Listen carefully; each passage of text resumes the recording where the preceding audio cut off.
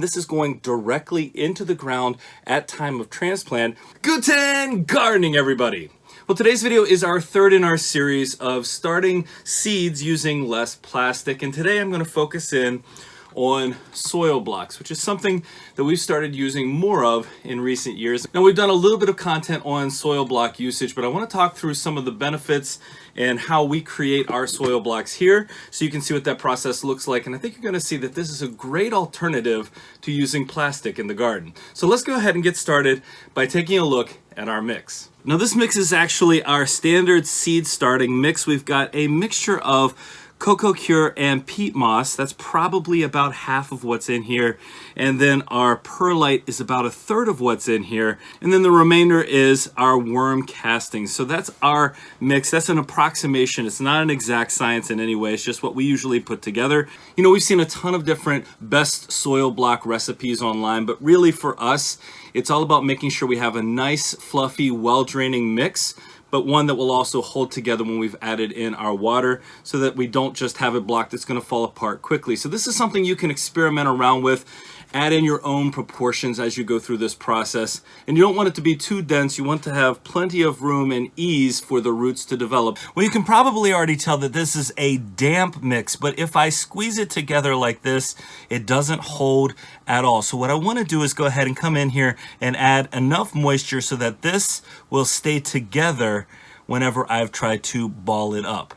Now, if this were outdoors, I would be using a hose, of course, but one of the things that I've found, especially if you're using peat moss can be hydrophobic. And so if you can add a little bit warmer water, that will help the absorption process go a little bit faster. All right, I have continued to add water up until the point where everything is nice and saturated. And the reason I'm doing this, and again, this is trial and error. This is whatever works for you.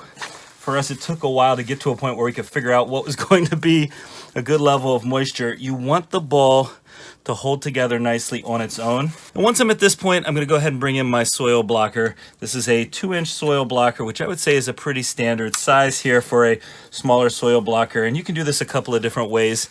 You can load it in like this, or you can scoop in the mix into the bottom of it. What I like to do is scoop it in and then bring it over top and push down. And I want to see a little bit of the moisture coming through the top. That means there's plenty of pressure, there's plenty of mix loaded into the bottom. You see nothing is coming out here on the bottom once I've done that. And I'm going to clear out my bottom space, and in here will be the soil blocks. Now I'm going to go ahead and get a tray that I can put this in. Now, of course, the size of the tray is entirely up to how many soil blocks you're going to be creating. I'm just using this size for demonstration purposes. Typically, I would use a bigger one. All right, I've got my mix loaded into my blocks. Again, I pushed down enough, created enough pressure that some liquid, some of the water came through the top here. I want to make sure that it's firm enough, and then all I have to do is squeeze and lift up, and there are our soil blocks right there. Let's go ahead and look up close at them. Now, they may not be perfectly formed. You may see little pieces missing here and there, because especially if you don't have enough moisture or you haven't quite fully formed everything correctly, the mix can stick inside a little bit. So one of the things that we learned really quickly, especially if you're going to be making a whole bunch of soil blocks, is just to have a little bucket or container of water to rinse this off as often as need be, especially if things start to get a little bit sticky. Now, our intention certainly is not to be handling these all over the place, moving them around a lot, but I do want to show you that whenever it's formed, I can definitely pick it up. So it should hold together well enough. Of course, if I tried to crumble it, it could crumble pretty easily still. But there you go. That's our first set of 4 blocks. Now, these soil blockers do have this little nub here, this little indent maker that's about 3/8 of an inch long, that creates this hole here in the top of the soil block that is actually going to be where you would place your seeds.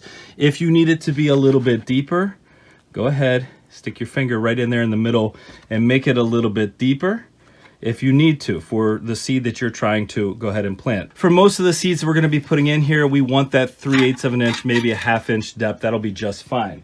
Now, I could put these closer together, and in fact, in most cases, I would have them a little bit closer together. You see how nice this looks?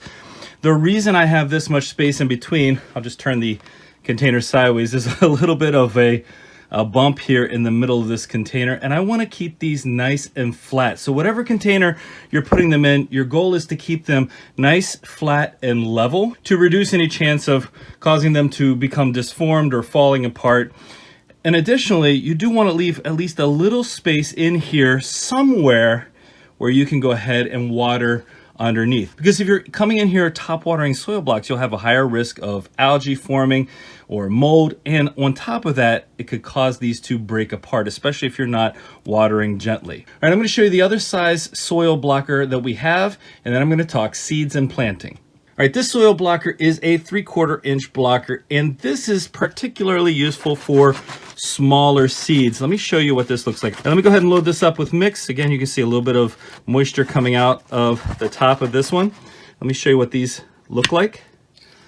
A much smaller, here, I'll pull one up, much smaller. So if we have tiny seeds like celery that we need to get started in here, some flower seeds that are a little bit smaller, etc., what we can do is we can start with the smaller one, and you could actually take this smaller block and place it into a bigger one, or if it doesn't take that long for it to get started, you could take this outside and plant this directly in the ground.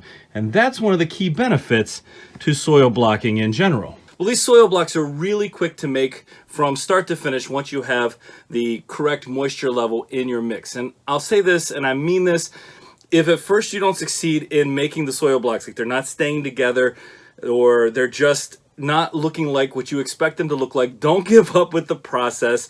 Just refine your mix a little bit, refine the amount of moisture, and you'll get there. All right, let's talk about some of the seeds that I'm going to be putting in here, and also some of the benefits of a soil block versus a plastic container. You know, we've done a decent amount of gardening with grow bags, and soil blocks actually have something in common with grow bags, and that is that whenever you're planting in one of these soil blocks and the roots start to form, as they reach the exterior of the block, there's going to be something called air pruning. It's a natural pruning of the root system, so it's not going to extend beyond the block itself, and actually that's going to encourage it to go to the deepest part of the block, which is the bottom part of the block. So it's going to encourage root development downwards. So when we're planting this, and again, this is going directly into the ground at time of transplant, those roots are going to be at their deepest point and ready to expand and develop. So that's a huge benefit of using this versus using plastic. So we're not going to get anything that's going to be root bound, because root bound can be its own kind of problem. So the roots are going to develop to a point, and then they're going to be ready to go into the ground. Now, what can we plant? Well, a better question might actually be, what can you not plant in these soil blocks? And I don't actually know the answer to that, because I haven't seen anything that we couldn't plant in here. But really, a lot of the vegetables that are a little bit more sensitive to transplant, that don't like their roots disturbed at time of transplant, are really benefited by growing in these soil blocks. So your cucurbits, that would be your cucumbers, your squash, like your winter, your summer squash, those types of seeds work really well in these soil blocks because you don't have to disturb the roots whenever it's time to transplant. And I also mentioned earlier that one of the benefits of these smaller blocks is you can start some of your smaller seeds in here, and then you can place them inside the bigger blocks. I believe they make an adapter to make that process even easier, to make these fit inside the bigger blocks. Well, things like your celery are great to start inside of one of these. Your lettuces, your spinaches, if you want to transplant them later on. Yes, a lot of these can be directly sown outdoors as well, but this is as close to direct sowing as you can get if you're planning to transplant. Now, whatever it is that you're planning to plant in your soil block, make sure it's the correct time of the year for that planting. I'm just going to put a couple of cucumbers in here to show you what the process looks like. And I'm going to sow 2 seeds in each block here.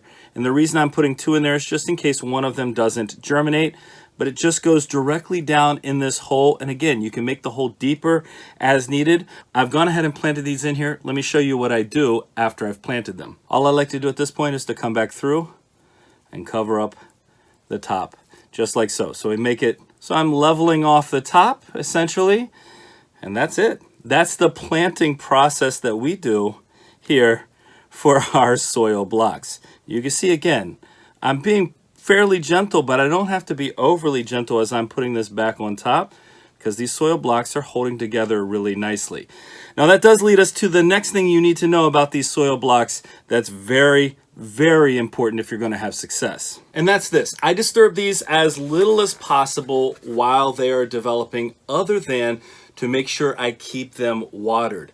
If you let them dry out completely, well, it's just like anything else. You let it dry out completely, whatever's growing in here isn't going to grow.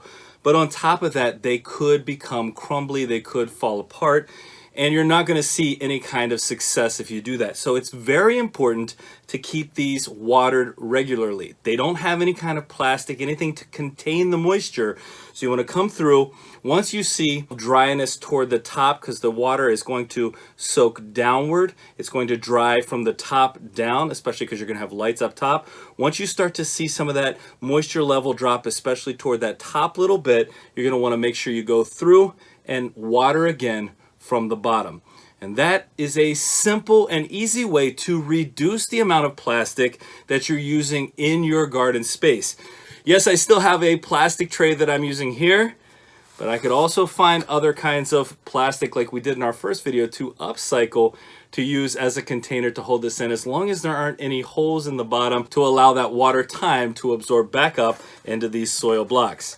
I'm going to go ahead and put these underneath the lights over here so we can get this started. We hope that this series has been really informative to you. If you have questions about soil blocks, if you're struggling with it, if you've had some great stories of success growing using these soil blocks, we'd love to hear about it in the comments, and we'll try our best to get back with you as quickly as possible.